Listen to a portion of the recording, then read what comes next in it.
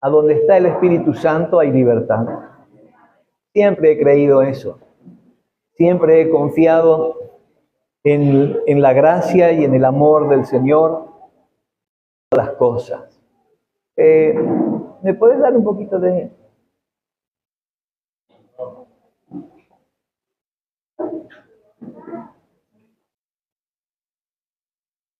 Sean todos muy bienvenidos. Amén. Damos gracias al Señor por esta mañana. Y estamos con sensaciones bastante encontradas. Hay alegrías entre nosotros. Hay enfermedades entre nosotros. Hay duelo hoy entre nosotros. Una de las hijitas de una hermana nuestra en Concepción, la hijita de Noelia, partió a la presencia del Señor ayer,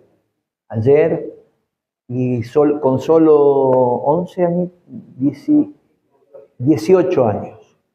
18 años, la hijita de Noelia, quien hemos conocido también de vez en cuando, a la nena. Ella partió con el Señor ayer, así que mandamos paz al corazón de su mamá, ¿no es cierto? Y bueno, esta es la vida. Hay otros que están transitando momentos de enfermedades muy difíciles, por los cuales oramos. Hay otros que están en pruebas, en luchas, en dificultades. Bueno, algunos se nos han quebrado también, se nos han caído y se han quebrado, como nuestro querido Daniel, que se ha quebrado el codo, y bueno, no sé quién más está pasando momentos difíciles, pero quiero decirles que en todo lo que nos pasa, hermano, Dios está. Dios no da vuelta a su rostro, Dios no quita su mano, Dios no abandona a sus hijos, Dios está todos los días con nosotros, ¿verdad? Y la vida consta de todo esto. La vida consta de momentos lindos, de momentos tristes, de momentos donde parecería que está todo como amesetado, ¿no? En una meseta, y como que parecería que está todo normal. Y a veces hay como mares de fondo, ¿no? Que parece que arriba está todo bien, pero abajo hay unas turbulencias bastante profundas. Bueno, yo ¿por qué quiero decirle todo esto? Porque quiero que usted vea que el cristiano no es un bicho raro. El cristiano es un ser humano. El cristiano es un ser humano que ha aceptado a Jesús en su corazón como Señor y Salvador personal de su vida. Diga, Salvador personal. ¿Eso significa que dejaremos de tener algunos problemas? No, para nada. ¿Eso significa que nos va a ir bien en todo lo que emprendamos? No. ¿Eso significa que no vamos a tener algunas situaciones molestas, incómodas? No. ¿Qué es el cristiano? Un ser humano imperfecto, con un montón de errores y pecados, que tuvo la alta capacidad de decirle a Jesús, quiero que vengas a mi corazón. A partir de ahí, el ser humano entra en un proceso transformador, en un proceso de cambio, en un proceso de regeneración, hasta, yo digo siempre y soy un convencido que el Señor viene a reeducarnos nuevamente.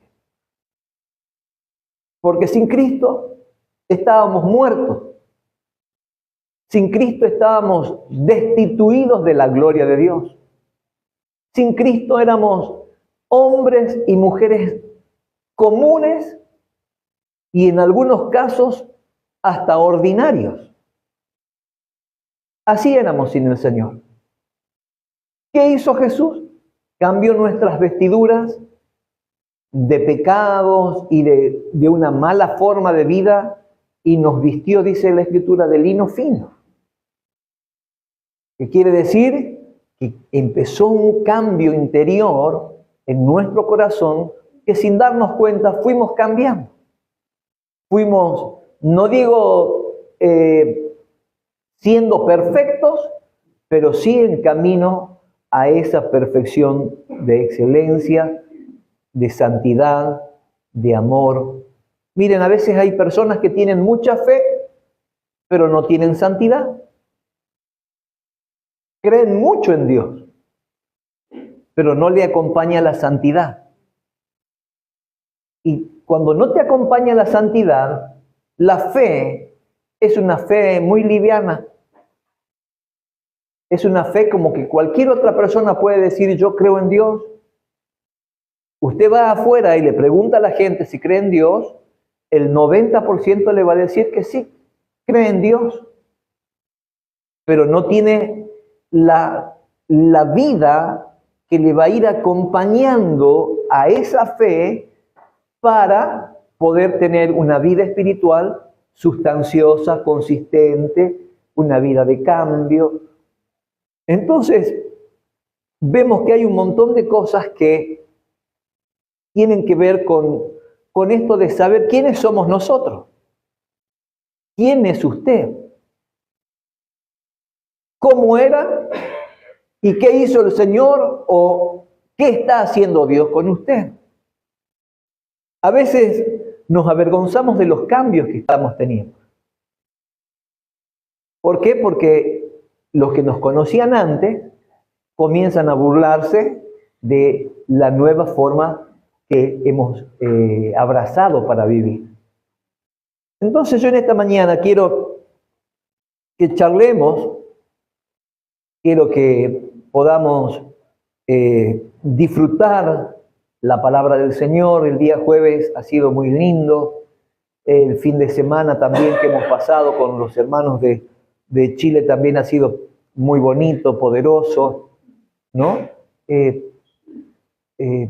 Ellos están muy agradecidos por todos los que han vivido acá y bueno, ya hay planes para el mes de enero y hay un montón de cosas bonitas que creemos que el Señor nos va a permitir y nos va a ayudar para que las podamos cumplir.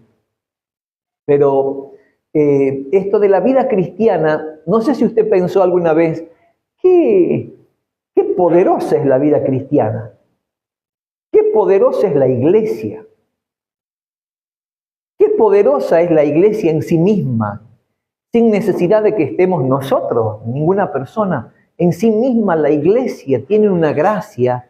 Dice la Escritura que el Señor le ha dado poder a la iglesia, al diseño de Dios.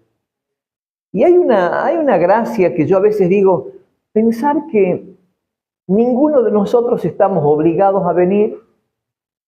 Ninguno de nosotros estamos obligados a un montón de cosas. El servicio que se hace en la iglesia es de puro corazón, de puro amor. El ofrecimiento que sale de los corazones es pura gratitud. ¿Qué gracia hay en la iglesia, verdad? ¿Qué cosa extraordinaria sucede cuando nos reunimos? Me impacta. Hoy cuando nos levantamos yo le decía a Miquea, no sé si también queda por acá, allá atrás. Decía, Miquea, si yo no te llevaría a la iglesia, ¿vos irías solo? Sí, me dice. Vieron que lo único que me cuesta levantarme hoy, pero yo iría solo. Y esa fue 2, 3 palabritas que cruzamos con Miki, ¿verdad, Miquea?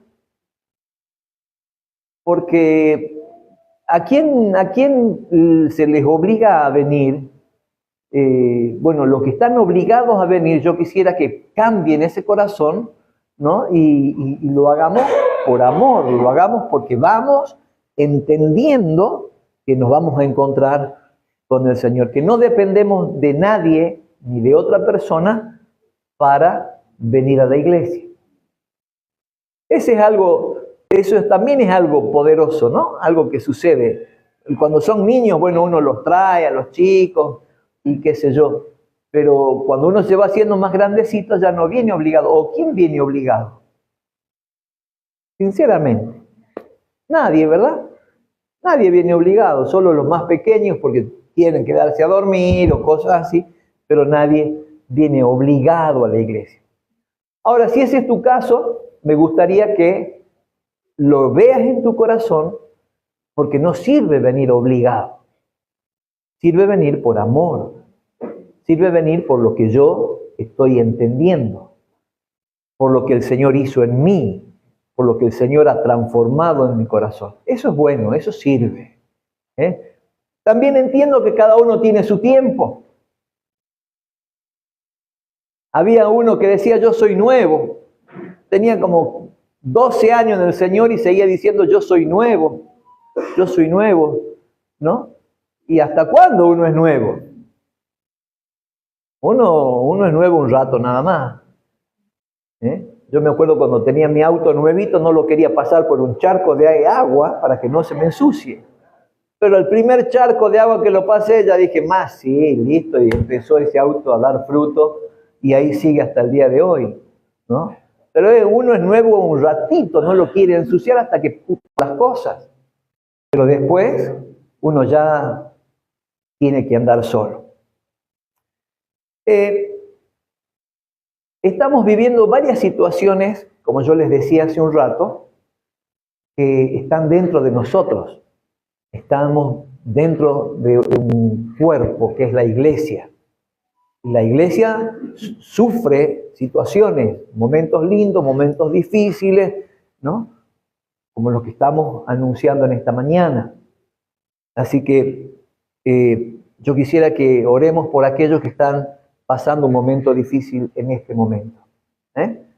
Cierre sus ojos y vamos a orar 2 minutitos por Noelia, ¿no? Y la familia de Noelia.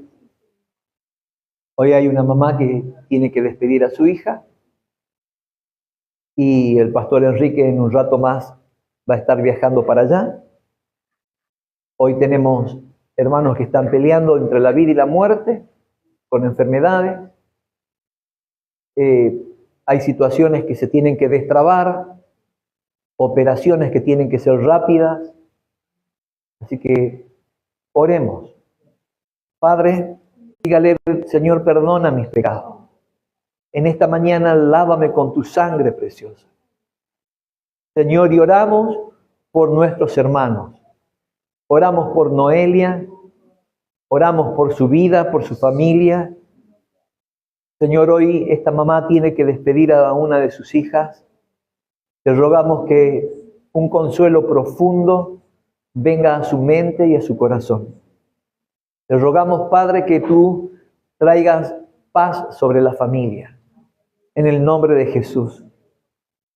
Señor amado, y hagas milagros en medio de ellos. Padre, encomendamos la vida de Noelia en tus manos, como la vida, Señor, también de nuestro amado Luis.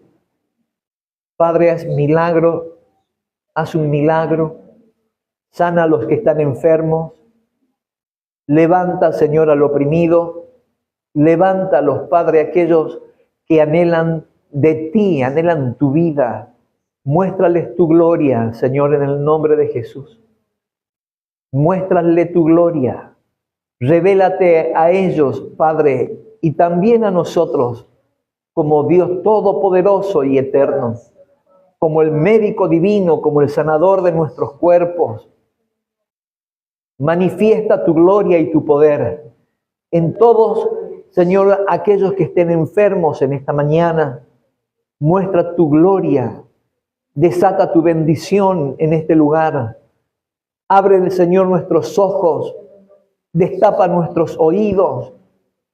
Señor, ablanda nuestros corazones, cámbialos en el nombre de Jesús. Cambia el corazón de piedra por un corazón de carne y que pueda haber un alto entendimiento, Señor amado, para que podamos atesorar y administrar tu gloria, todo lo que tú quieres hacer entre nosotros. En el nombre de Jesús de Nazaret. Te damos muchas gracias, Padre. Te bendecimos. Dígale, te bendigo, Jesús, te bendigo. Te bendigo, te bendigo. Gracias, gracias, Padre. Amén. Quiero que leamos Jueces capítulo 3, versículo 1.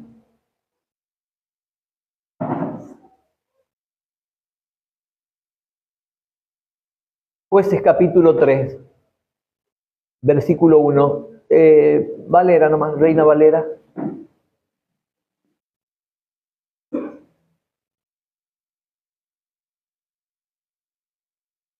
Gloria a Dios.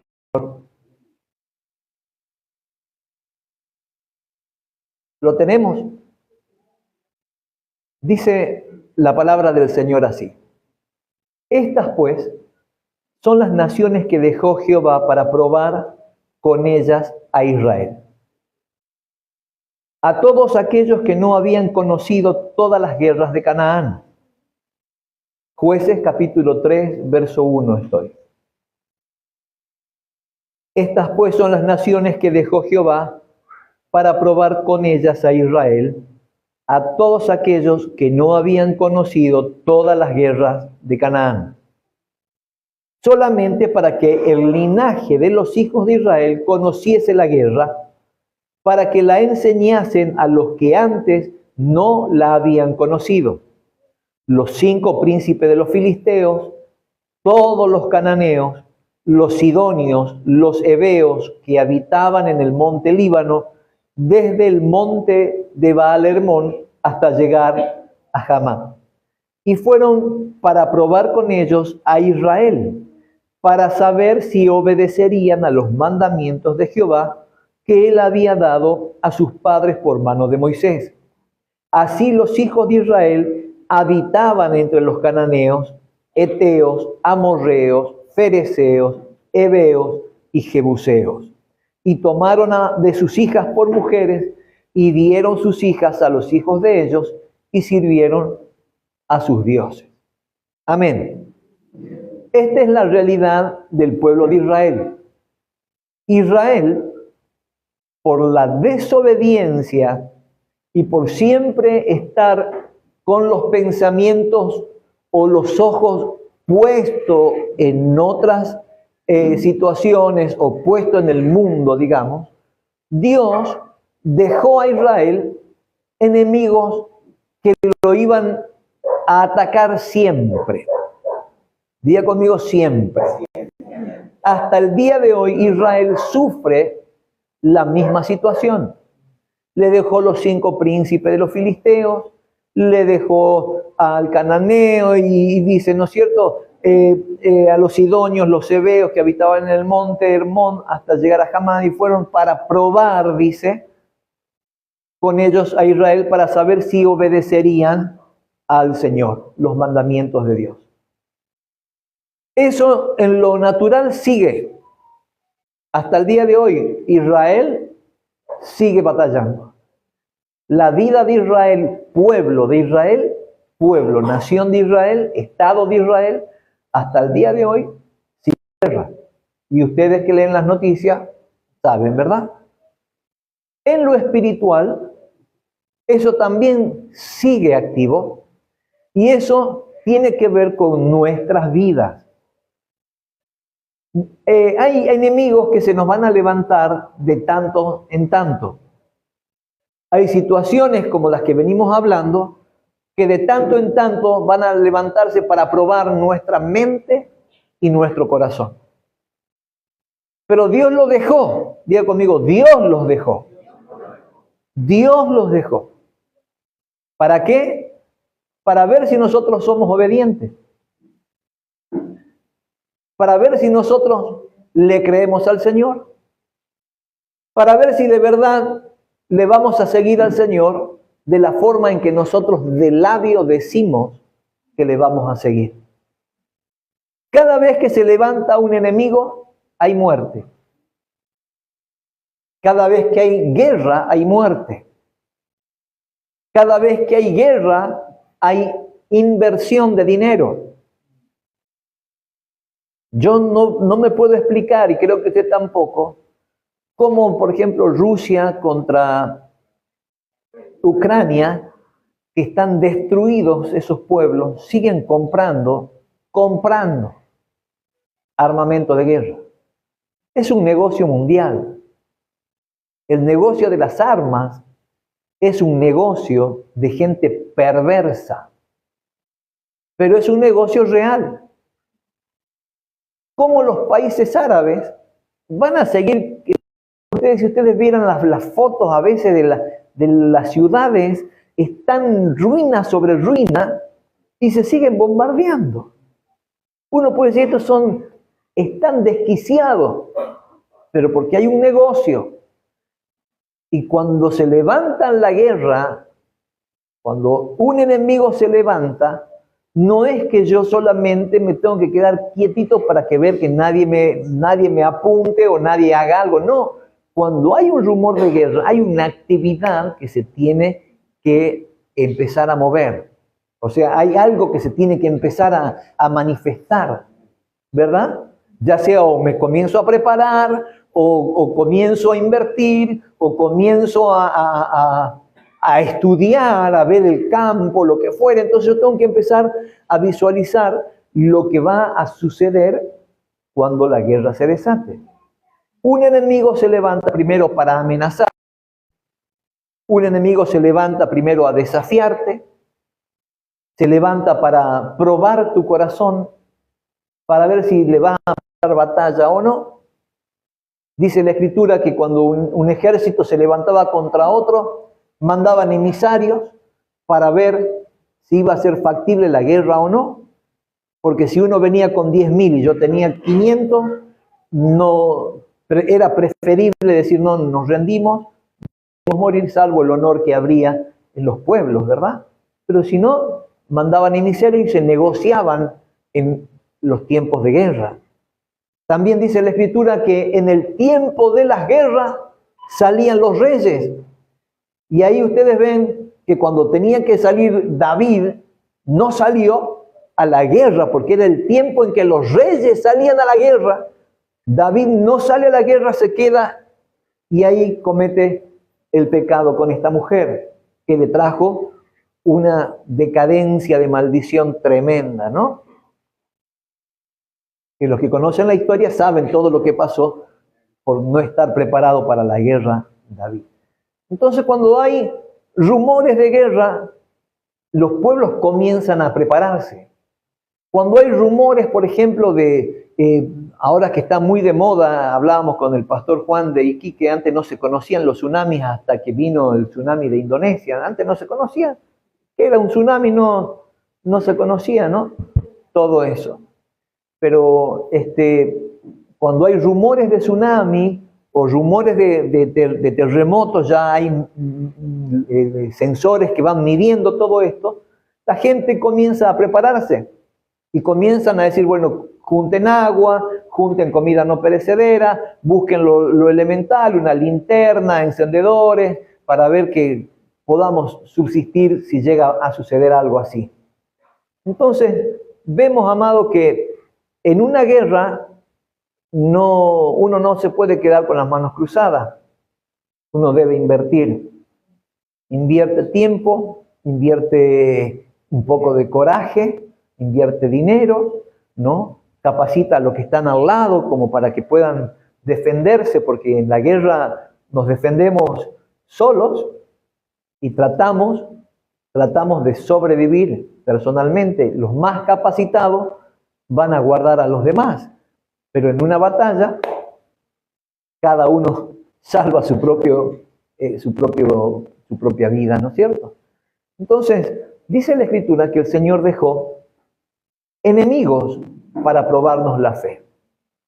Y yo quiero hablar de algunos enemigos en esta mañana, porque yo presencié ayer el ensayo del grupo de Esther, que va a ser glorioso, amados, lo que vamos a vivir en noviembre. Y lo veía a los chicos, hay un grupo precioso de jóvenes interactuando, niños con jóvenes, nuestros hermanos mayores también. Y me acordaba de un enemigo que fue muy destructivo en la iglesia hace unos años. Uno de los enemigos más, uno digo, ¿no? Porque ustedes vieron, son 5, hay varios. Uno de los enemigos es cuando el pueblo vive sin santidad. Sin santidad nadie va a ver a Dios. Diga conmigo, sin santidad nadie verá a Dios. Nadie. ¿Qué es la santidad? Es una palabra que los jóvenes le teníamos terror. Le teníamos miedo. Era algo inalcanzable la santidad. Porque todo lo medíamos por dos lugares. Por las fiestas de los fines de semana, por salir con una o con otro, o con otro y con otra y con otro y con otra, y el sexo. Es el miedo que la mayoría de los jóvenes le tienen, o mejor dicho, pelean contra eso. La santidad es una actitud del corazón personal. La santidad es algo que, dice la Biblia, nos conviene. La santidad nos conviene. Y Dios no ve la santidad solamente como lo veíamos nosotros, por la parte de las fiestas, o porque me tomo un vaso de más o una cerveza de más. No, uno cree que porque se tomó unas copas de más, ya es el peor de los pecadores. No, hay un camino descendente en eso. Ustedes no le tienen que tener temor, porque todos fuimos creados de una forma sexual. Todos tenemos un potencial, ¿verdad?, en esta área, tanto hombre como mujer, pero hay tiempos. Y cuando la gente entiende que no es la parte del área esta, sino que es el tiempo lo que importa, uno comienza a relajarse y comienza a entender que va a llegar el tiempo para que podamos disfrutar todo lo que el Señor ha creado y todo lo que sea conveniente para nosotros. Entonces yo quiero hablarte de la santidad un poco, porque los enemigos que se levantan le temen a un arma poderosa. El arma poderosa es la santidad. El arma poderosa no se llama ni alabanza, ni música, ni la adoración. No es el arma más poderosa. Es una de las armas. Pero en todas las otras artes, en el arte de manejar otras armas de la iglesia, lo fundamental se llama santidad. Pues sin santidad nadie verá al Señor, sin santidad nadie va a agradar a Dios, y sin santidad los demonios se levantan, te señalan, te humillan, te debilitan. Saben por dónde entrarte porque la puerta llamada santidad está quebrada, está rota. La santidad es una manera de vivir. La santidad es algo que distingue al cristiano. La fe no. La fe la tiene el budista, la tiene el hinduista, la tiene el católico, la fe la tiene todo aquel que abraza una religión. Pero la santidad le pertenece al Señor. La santidad es algo que se va generando día a día.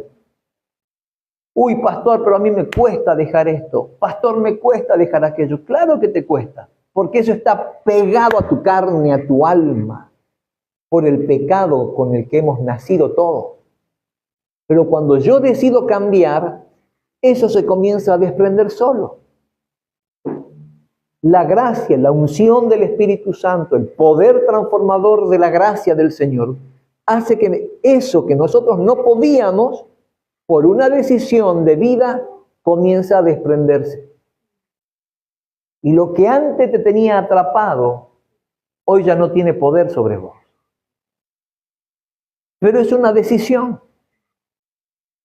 Uno toma la decisión de vivir. ¿Cómo vivir? Yo quiero vivir de esta forma. La conciencia del cristiano es que queremos irnos al cielo. Yo me quiero ir al cielo. Esto de reunirnos es pasajero. Lo aprovechemos. Mañana nos tendrán que ir a visitar un hospital, o tendrán que irnos a visitar a la cárcel, o tendrán que irnos a visitar, qué sé yo, a algún otro lado, porque en la vida uno no sabe qué va a pasar. Pero esto de estar juntos, amados, lo disfrutemos con la conciencia de que es pasajero. Algo donde Satanás no lo podía agarrar al Señor.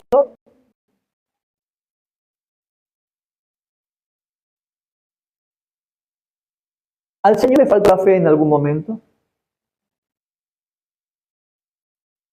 ¿De verdad que no? A Jesús hombre. Y en el monte cuando el Señor le dice, Padre, si fuera de mí, pasa esta copa porque, Señor,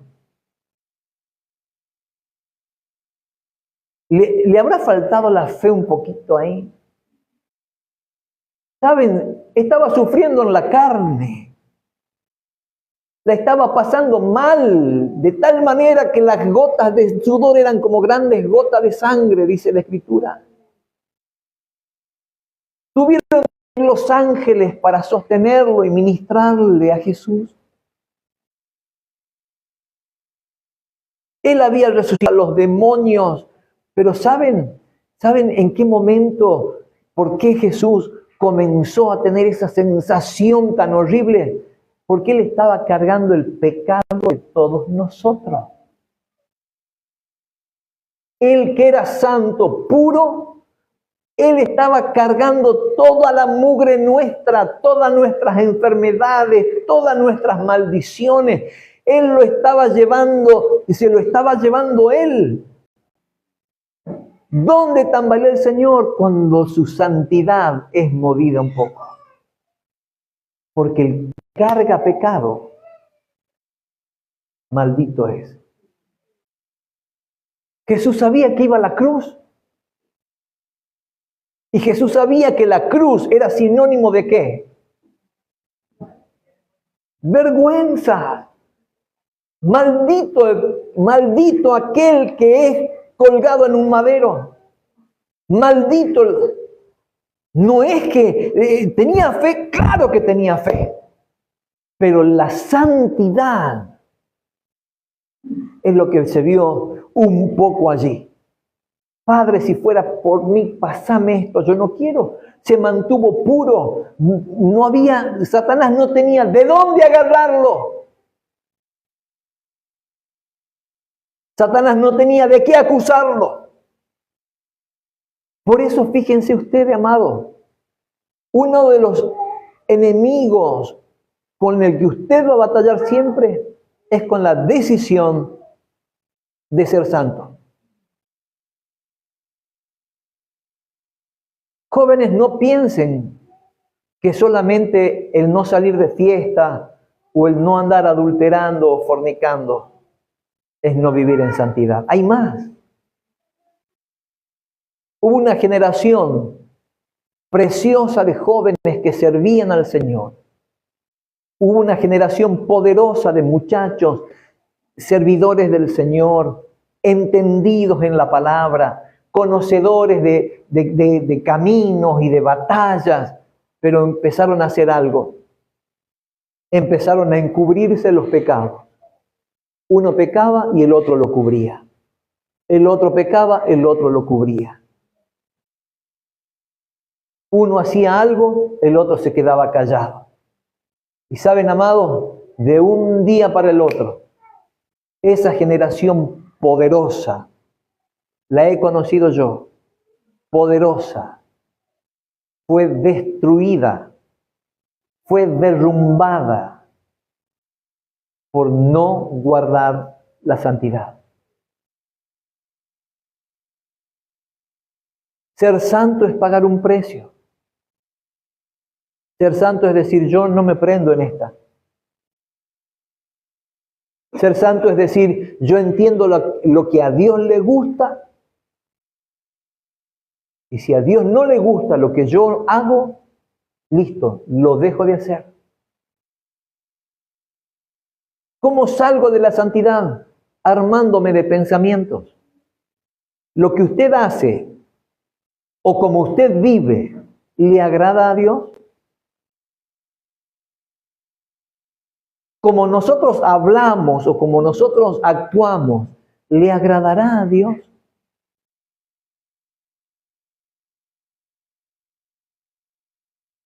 En un tiempo hice una canción y la canción fue esa pregunta: ¿sabrá Dios mi amor por Él? ¿Él podrá ver mi corazón?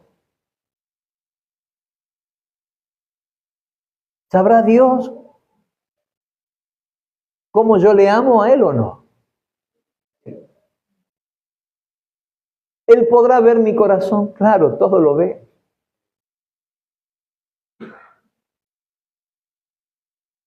La forma en que yo me expreso con la gente, con los que conocen y con los que no conocen al Señor.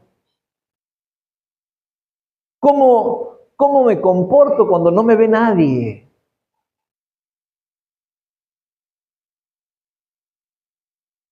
¿Le agradará a Dios? Esta generación, por tapar los pecados de los otros, porque empezaron a caer todos en pecado. Pum, pum, pum, pum, pum. El que lo cubría empezó a caer en pecado. El otro comenzó a caer en pecado. Y empezaron a caer en pecado. Y los pecados eran sexuales. Por eso cuando yo los veía a los chicos ayer trabajar, porque es un trabajo lo que están haciendo, aunque se ríen, se divierten, Dani reniega porque no le hacen caso, pero ellos se están divirtiendo y están aprendiendo y sacándose un montón de vergüenza y creciendo, ¿no? Tan lindo lo que está pasando. Yo decía, Señor, cuídalos, porque cuando comienzan a hablar de una cosa, de otra, que no me escandalizo, porque tiene que ser así, ¿no? Ya me encanta ver a Mateo, a Miquea, a Tobías, a Alan, ya changazos, son unos mocosos, pero son, ¿no? Son enormes, sí, de verdad están enormes, y ya vienen y ya me hacen broma, ¿no? El pastor, yo te voy a contar que aquel anda con ella, y me hacen broma. Me encanta, a mí me encanta porque prefiero eso, yo prefiero eso, ¿no? Y las chicas también, ¿no? Y ya llegó y ya llegó aquel, y ya esos revuelos que suceden en los grupos, ¿vieron? Cuando llega el nuevo, ¿no? Llega el nuevo y él es un poco el rey, pero bueno, ¿ah? Entonces, esas cosas me gustan y es bueno que pase entre nosotros, porque es natural. Y no tengo problema, y me gusta que se gusten entre ustedes, me gusta. Pero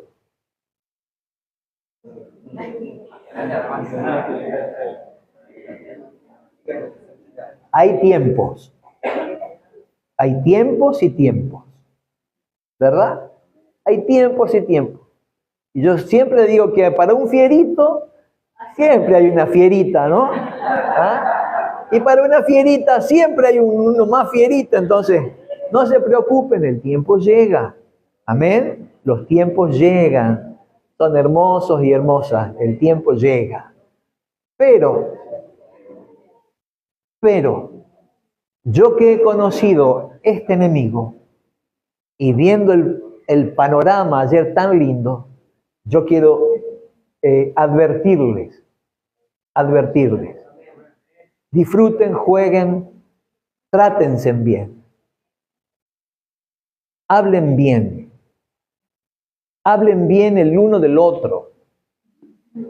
Hablen bien el uno del otro. ¿Saben por qué los ministerios caen? Porque no hay honra. Porque el espíritu de la honra y del respeto está perdido. En el mundo, ¿cómo nos tratábamos? ¿O cómo tratás a tu amigo en el mundo? ¿O cómo te tratan en el colegio? De lo peor. Sos de lo peor. Y las malas palabras abundan. Los apodos, amado, hay una imaginación inacabable para los apodos. Hasta el más bonito tiene apodos. Imagínense los fieritos. Todos tenemos apodos. Todos. Y si no te lo dicen de frente, te lo dicen por atrás.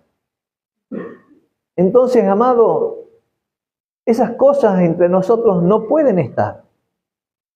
¿Saben por qué? Porque mañana alguno de ustedes va a estar acá. A algunos de ustedes les va a tocar predicar.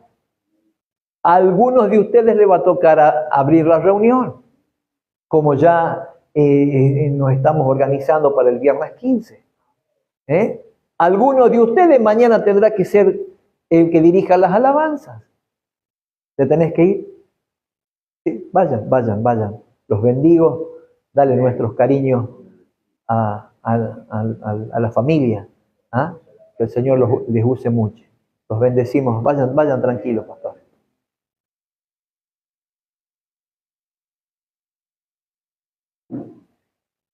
Entonces mañana alguien va a tener que de ustedes estar acá. Pero si entre ustedes se tratan, oh tonto, no, vos sos esto, no, vos sos aquello, y cuando se paren acá, ¿cómo lo van a ver al que se pare acá? Vos me venís a hablar del Señor a mí si yo te conozco todas. Vos me venís a hablar del Señor a mí si yo sé las tonteras en las que andás y las que decís y todo. Entonces, yo quisiera que nosotros prestemos atención en esta mañana y podamos de verdad empezar a tenernos en estima los unos a los otros. ¿Podemos reírnos? Claro que sí. ¿Podemos jugar entre nosotros? Claro que sí. ¿Podemos hacernos algunas bromitas? Sí, pero hasta ahí nomás. Hasta ahí nomás. No encubran el pecado del otro.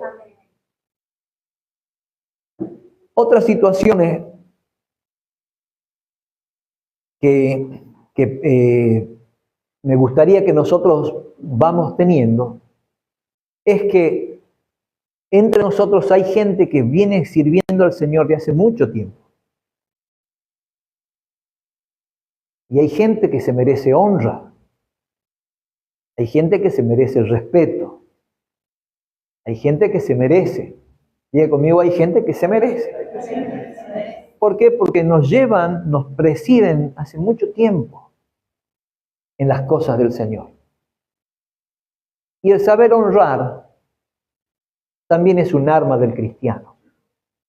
Así como la santidad va a acompañar a tu fe, la santidad acompaña tu fe. Saben, yo por ahí me canso mucho de escuchar a gente que habla mucho de Dios y vive poco. A mí eso me desgasta. Son las pocas cosas que me desgastan. Al punto en que llega un momento en que uno dice, ya, ni lo escucho. Porque te habla cómo va a tratar a la otra persona. Una persona que vive en santidad sabe de qué forma se va a dirigir hacia los mayores o hacia una autoridad o hacia alguien que no sea. Pero la santidad no depende de la otra persona. La santidad depende de uno, yo. Y eso me va a llevar a tener pensamientos muy altos hacia los demás. Por eso es que el cristiano es una persona especial. El cristiano no se comporta, o mejor dicho, al cristiano se lo identifica rápidamente en medio de un montón de gente. Por su forma de hablar, por su forma de responder, por su forma de actuar. Y porque no se va a callar la verdad del Evangelio. En todo lo que hace, piensa, dice, hay un fin que es, habla de Dios. La persona que no vive en santidad no habla de Dios. No le predica a otro. ¿Saben por qué? Porque tiene vergüenza. Porque hay un espíritu que acusa. No se lo ve, pero acusa. Entonces, cuando hay gente que vive en este plano tan precioso, le predica el Evangelio a la gente. Le habla de Dios. No tiene de qué avergonzarse, no tiene de qué cubrirse, no tiene de qué esconderse, no tiene temor de que te señalen, nada. Le hablo de Dios y me convierto en un evangelista precioso. Le cuento a la gente lo que Dios hizo conmigo. Le muestro el camino, le digo, así, mirá, si vos venís al Señor y empezás a vivir de esta forma, te va a ir bien. Lea conmigo Proverbios capítulo 28, verso 13. Proverbios capítulo 28, verso 13.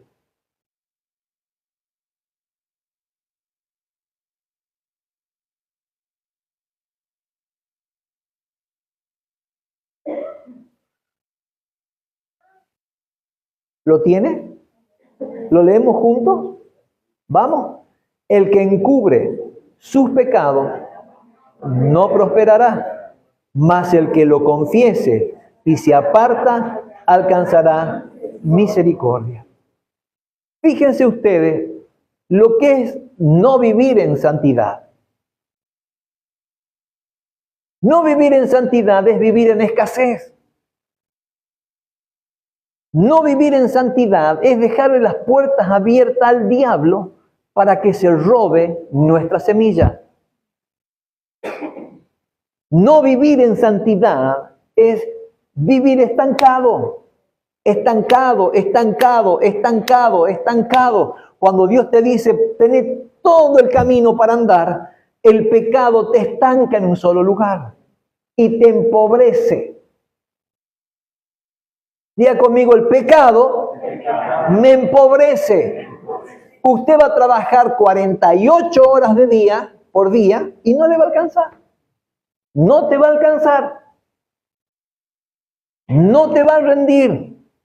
Vas a terminar cansado, cansada, siempre justo.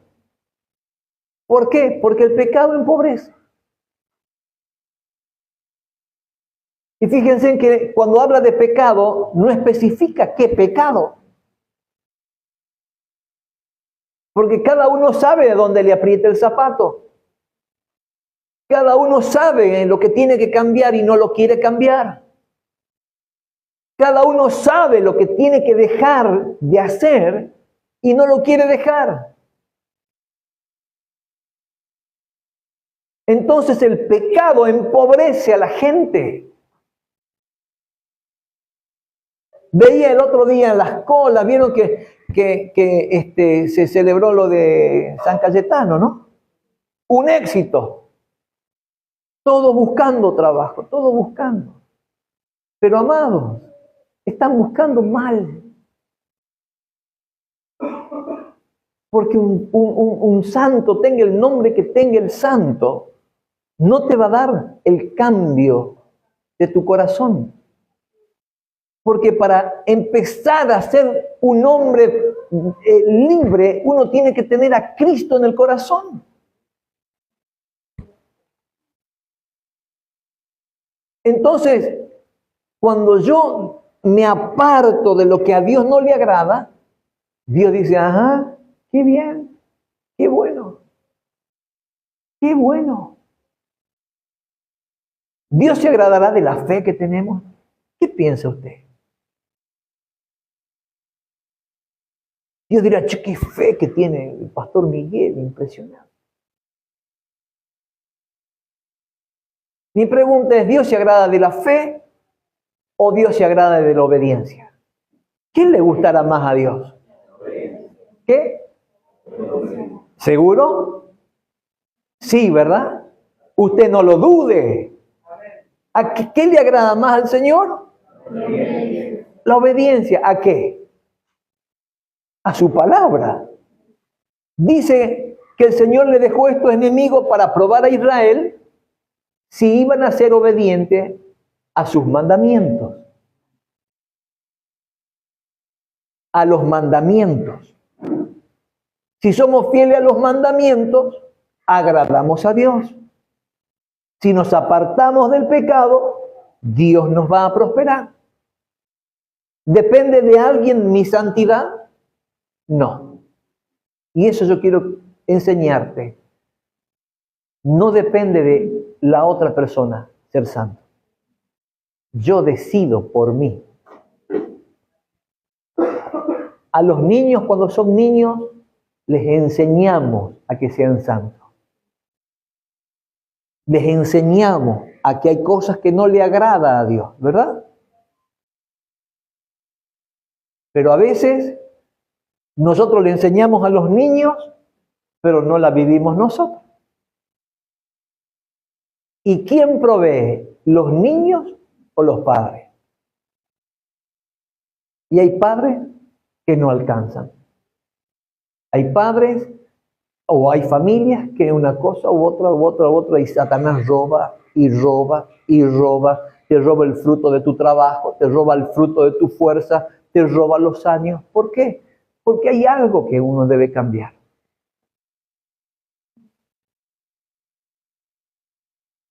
Veía el otro día algo que, esto le quiero dejar a los predicadores de la casa. Me sentí amenazado en mi amor propio, creo, con el famoso ChatGPT number 5. ¿Vieron que ya salió, no? Bueno, de hace varios números atrás, uno le pregunta al ChatGPT y lo que quiera saber, y el chat te prepara la palabra del Señor, te da mensajes, vos querés algo para compartir, ahora la inteligencia artificial te da absolutamente todo lo que vos quieras.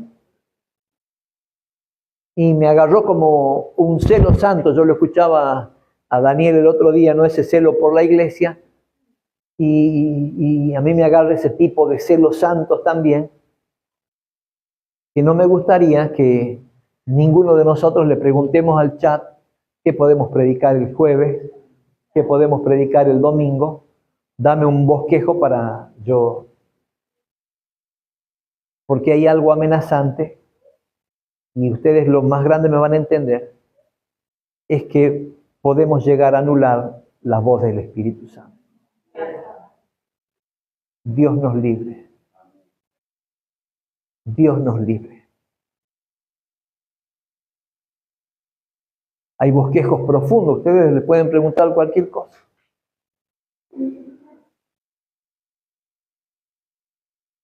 Totalmente. Basados, ¿no? Basados en textos y todo, basados en la palabra. Pero hay algo que esto amenaza a los hijos, que es la joya de la revelación. Y si hay algo que atesoro en mi alma, en mi corazón, es la revelación de Dios. Porque la revelación te enriquece. Esto no es que sea diabólico, es muy finita la línea que te va a separar. Así que predicadores, ministros de la casa, tengan mucho cuidado de en algún momento cambiar la voz del Espíritu Santo por la IA. ¿Amén? ¿Cuántos me entendieron esto? Amén.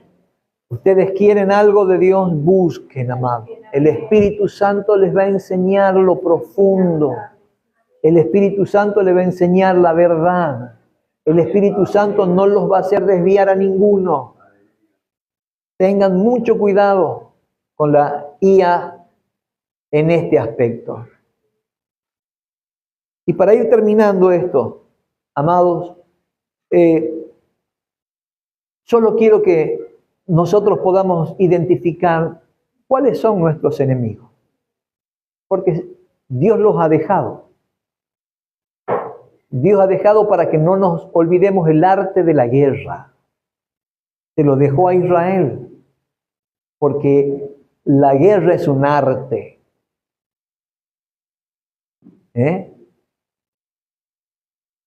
Y batallar no es para cualquiera. Miren, cuando la gente en el ejército se casaba, la orden era, ¿se acuerdan? Si te casaste hace poquito, es mejor que no salgas a la guerra.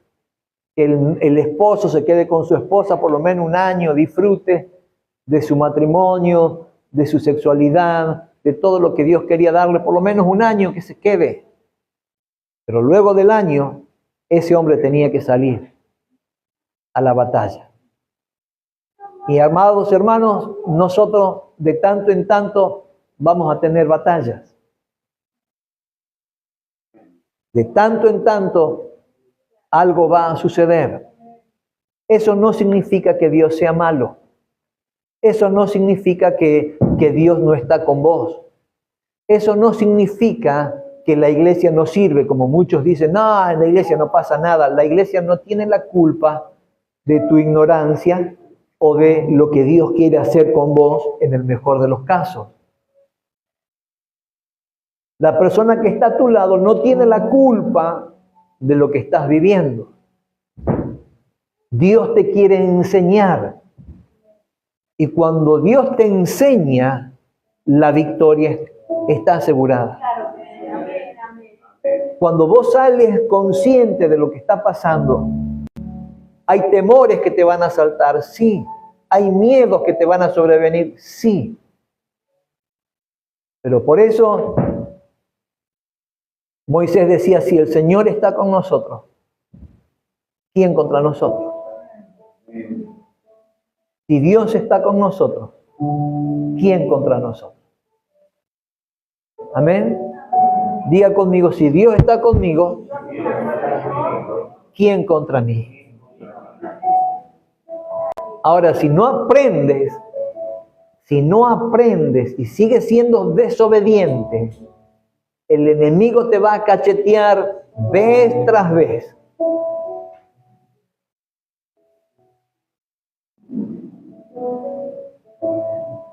Para acá y para allá. Y a veces las cachetadas del enemigo son tan fuertes que no te dejan reaccionar. No te dejan.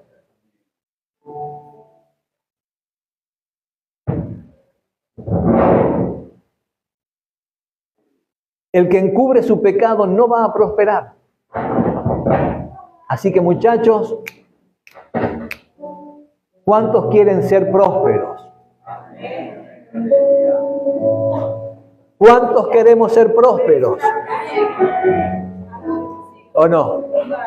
Queremos ser prósperos. Así que si usted tiene que confesar pecados, hágalo.